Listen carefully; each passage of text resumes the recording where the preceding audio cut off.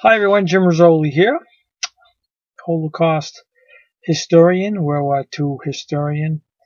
I'm going to talk to you a little bit about some history here that I got from an article. If you can ever get the book and find this part of it, that would be great because I'm having trouble finding it. Even though I have the book, for some reason this chapter 63 of the book March of the Titans by Arthur Kemp, the chapter is the Third Reich. Okay, this is important because this is where this is discussed. Okay, in chapter 63 of what I have here, the Third Reich, and I'm going to talk to you about some things in this. It's 24 pages that I have here. There's a lot of good information. I'm not sure if I'm going to get through it all today, but I'm going to try.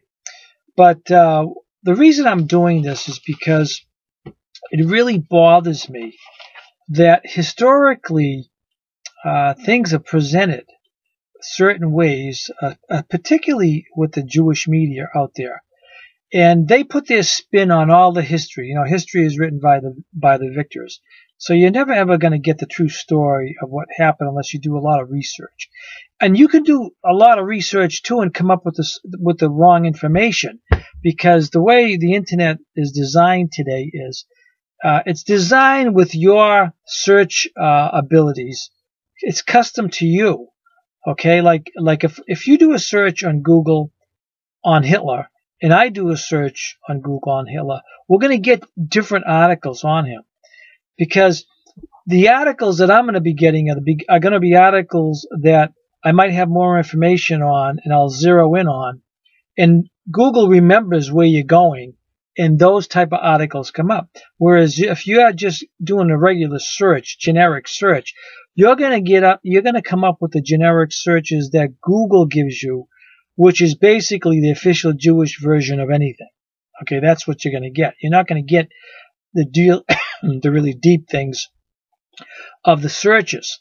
So I'm just letting you know that, because you might say, well, gee, I did some searching about this or about that or whatever, and you're going to say, well, I didn't come up with any of those or that information. And that's the reason why, because the internet is not as open as you think. You really have to know what you're looking for to find what you're looking for. And sometimes it takes a little bit more, digging to find the information. Well, anyway, in this article, March of the Titans by Arthur Kemp, the first point I'm going to talk about that, this comes down, as being a bogus claim from historians anyway, is during the 1936 Olympics. Now, we all know that, Germany, the Olympics were held in Germany, and the United States was there. And one prominent runner was Jessie Owens. Okay, he was probably one of the greatest runners at that time. And Jessie Owens, ran track and field, obviously. So anyway, the thought is, okay, that is being spread. Okay, the most repeated propaganda about the 1936 Olympics and Hitler and Jessie Owens is they said that Hitler snubbed Jessie Owens. He didn't want to have anything to do with him because he was black. And you can find that out if you did a research.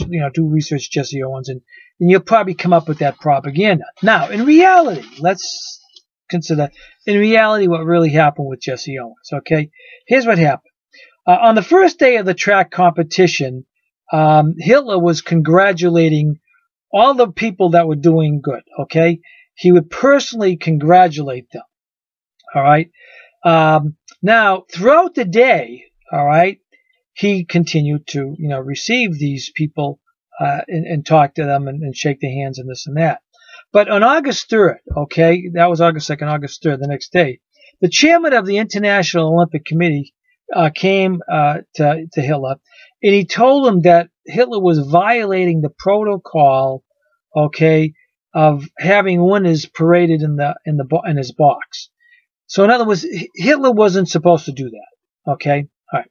So Hitler apologized, and he refrained from meeting any more people, German or otherwise, in his box. Now, during that day, Jessie Owens won his medals, and Hitler did not shake his hand, or anybody else for that matter, okay? So they're trying to make it look like that Hitler snubbed him. Okay, so that claim that Hitler was trying to, snub Jesse Owens is a lie, because I just explained to you why. Now, here's what Jesse Owens himself said about the situation. Okay, in his own, the Jesse Owens story. He's going to tell you exactly what happened. He goes, "When I passed by the chancellor, he arose, he waved his hand at me, and I waved back at him. I think the writers showed bad taste in criticizing the man of the hour in Germany." So that's from Jesse Owens' own mouth, okay? So don't believe the OFJ, the official Jewish version, or OJV, official Jewish version, because they're going to lie to you all the way here.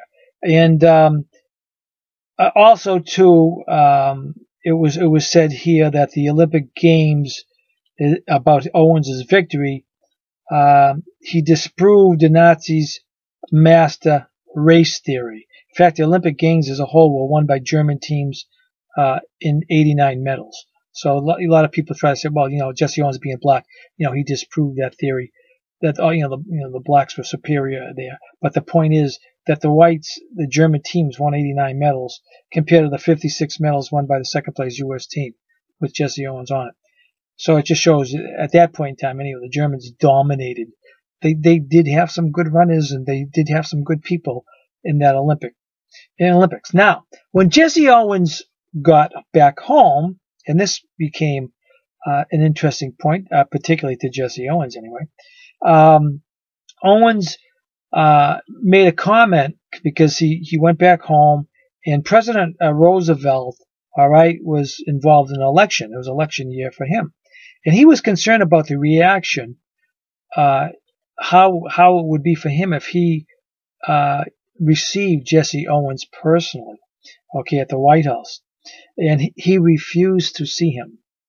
All right, so President Roosevelt, the United States President Roosevelt, refused to see Jesse Owens when he came back from Germany. Yet Hitler, waved to him, thought what he did was good. But you hear all the baloney about what happened in Germany, but you don't hear all the baloney that happened with Roosevelt snubbing Jesse Owens. Okay, and this is a good example of how distortions, are spread. And Jesse Owens wasn't too happy about that. To see that the president in this country didn't want to have anything to do with him. Okay, so what does that tell you? It just shows you that when it comes down to prejudices and all these type of things, the United States is probably one of the most prejudiced country in the world. Whereas in Germany, they're probably a little more open to those type of things. So I thought that was a good story, the Jesse Owens story. And for all you folks out there, you can do your own research, but you're probably going to come into the research from the official Jewish version with the encyclopedias and all the other places out there. But no one's going to tell you the truth unless you get into Jesse Owens' story, his own story, which he talked about himself. So he set the matter straight, showing exactly how Hitler actually did wave to him and did acknowledge him, and he didn't snub him like the media wants you to think. Well, anyway, that's just one fact that I wanted to bring to your attention today. I'm Jim Rizzoli, and I want to thank you for watching, and I will talk to you again sometime.